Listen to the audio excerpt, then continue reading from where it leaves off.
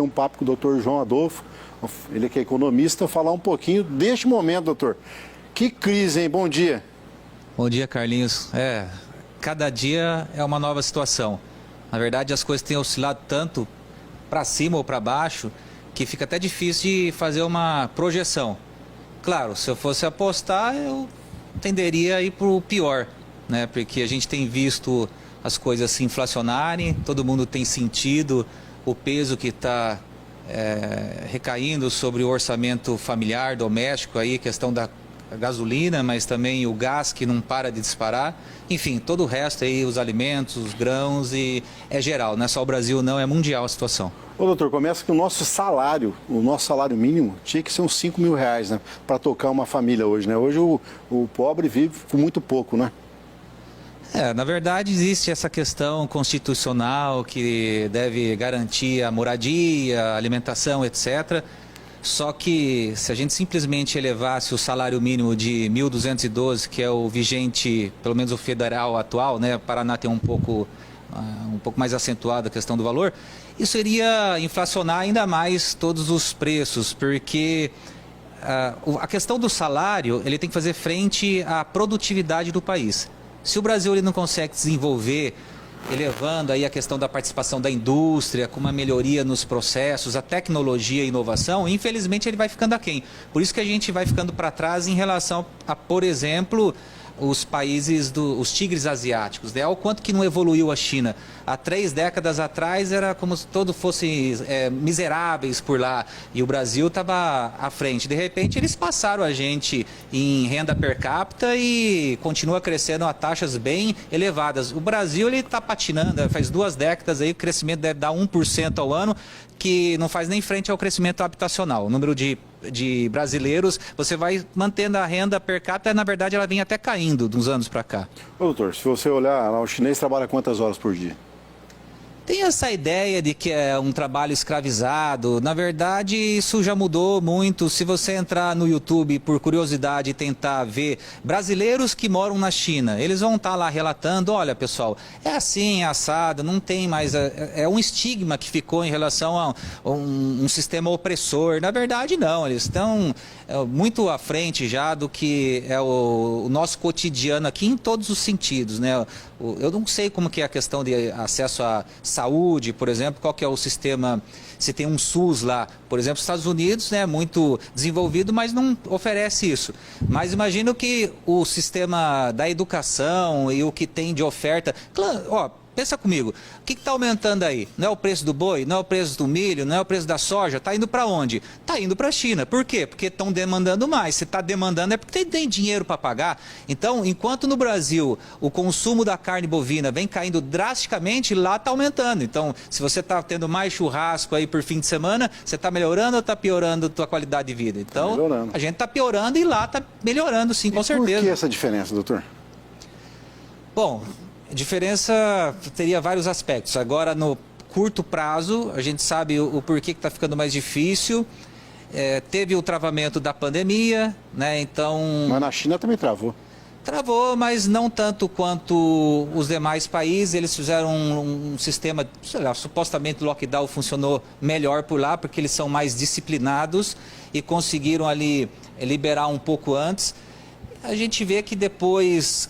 Quando vem a retomada, na verdade, eles quase que não tiveram uma recessão, né? E já voltaram a estar a taxa de crescimento positiva, superior, né? Maior do que em relação aos outros países. O Brasil mesmo, que teve uma queda lá de 4,1, depois vem, recupera e cresce. Para esse ano já estava previsto, há um ano atrás, que cresceríamos 2,5%. Daqui a pouco já vem o relatório Fox, diz que só vai crescer meio. Agora, com essa confuseira tudo, diz que vai crescer 0,3%. Daqui a pouco vai falar que nós vamos ter recessão. Eu aposto nisso. Porque Você aposta em recessão? Sim, porque recessão você tem que entender. 2 trimestres que vierem com retração no PIB, pode ser menos 0,1%. Menos 0,3 já é considerada recessão técnica. Agora eu te pergunto, então a equipe econômica está errada? Eu acho que ele errou num determinado momento, onde ficou segurando a taxa de juros quando a inflação já vinha disparando. Então ali deu um spread muito alto, o juro real ficou excessivamente negativo. Isso fez com que mantivéssemos o dólar num patamar muito elevado lá a 5,75. O que aconteceu quando eles vieram acelerando a Selic, corrigiu frente ao IPCA e agora ela tem, mesmo que pouca coisa, não dá nem 1%, mas está acima do IPCA. O dólar caiu, se você vê hoje ele está 4,95. Então talvez poderiam ter contido um pouco mais a inflação, que prejudica muito mais o pobre do que o rico, né? Assim, o que o povo sentiu mesmo foi o negócio do combustível. Não tem jeito. A gasolina, o álcool, o gás de cozinha. E isso, o que fazer para ter um preço melhor, doutor? Ó, a gente vai entrar em período eleitoral e a gente vai ver as soluções em dois aspectos. Vai ter aquele candidato que vai falar que a solução é privatizar tudo, porque funcionou com as empresas de telefonia, então vai funcionar com o petróleo. E o outro vai falar que não, que a solução é manter o preço com base no custo nosso de extração, porque nós somos autossuficientes, então como é que a gente tem que acompanhar o preço do mercado internacional? Os dois estão errados, não é uma coisa tão simples assim de se resolver. Primeiro, a questão ali do custo. Vamos pegar primeiro essa ideia. Aqui no Brasil, nós temos 17 refinarias, 5 já são privatizadas. Então, se você fica mantendo um preço aquém do que é o devido, aquelas que são privadas, em vez de abastecer o mercado interno, ela vai exportar, porque é mais interessante. O que o produtor de soja faz? Ele produz para o brasileiro ou para mandar para fora? Manda para fora. E do outro lado também, não, a gente tem que privatizar tudo. Mas privatizar de que forma? Vendendo aquilo que a gente já tem no país. O certo era entrar novas empresas, investimentos e tal. Só que o seguinte, o petróleo, ele mais cedo ou mais tarde, ele tende a ficar obsoleto na questão do transporte com os carros elétricos. Ninguém mais quer investir dinheiro nisso aí. Mas, por exemplo, o que mais deixa o povo chateado, tá certo, a gasolina teve a guerra, deu todo esse problema. Mas o álcool, a cana, nós encontramos aqui perto da nossa casa, as usinas.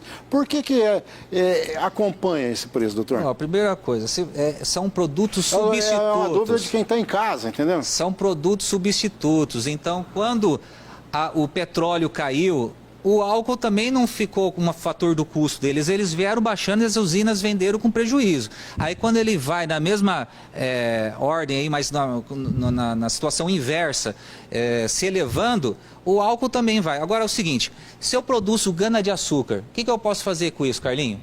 O etanol ou posso fazer o açúcar?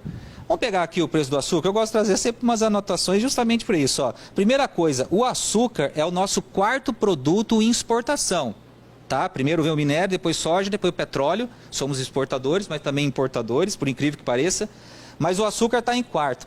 Há 2 anos atrás, lá no início da pandemia, o valor da referência dele no contrato futuro é 10,40. Agora está 19,30. Então aumentou 85%.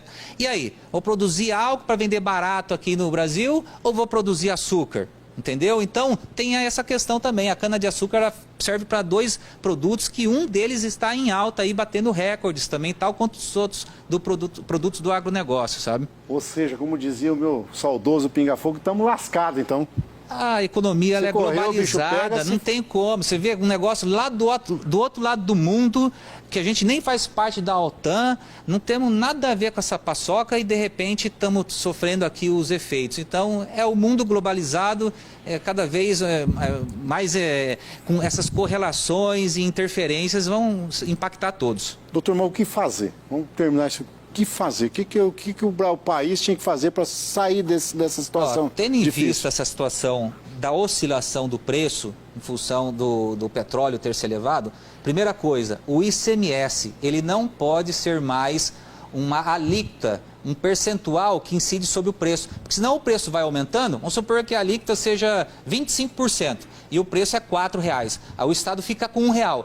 Aí aumenta por conta de uma guerra para 8, dobra, aí vai receber R$2? Não, tá errado. Tem que colocar um valor nominal, que é a proposta que está circulando lá para aprovar a questão do Senado na Câmara.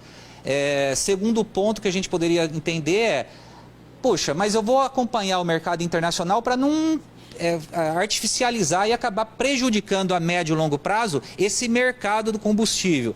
Beleza. Então, já que a Petrobras ela tem lucro e o governo é o seu maior acionista e o lucro que ele recebe como dividendo é similar a impostos, então por que ele não corta os impostos, aqueles que são da esfera federal, né? Então diminua impostos federais, trava num valor nominal o imposto estadual, que eu tenho certeza que com isso pelo menos não vai para R$8, mas também não cai para 4. Fica num meio termo, R$6, e depois, se algum dia vir a normalizar a situação, passado o conflito, a guerra, aí a coisa restabelece. A matemática, dentro do âmbito tributário, é uma solução pertinente que a gente tem e a coisa está rolando nesse sentido, Carlinho. Tá aí para os nossos deputados. Tem solução, né, doutor?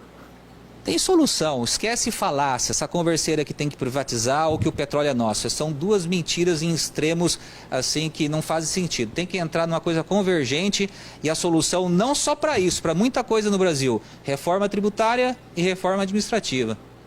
Você vai vir semana que vem falar disso aí. Obrigado, Beleza, doutor. Carlinhos, estamos aí à disposição. Obrigado.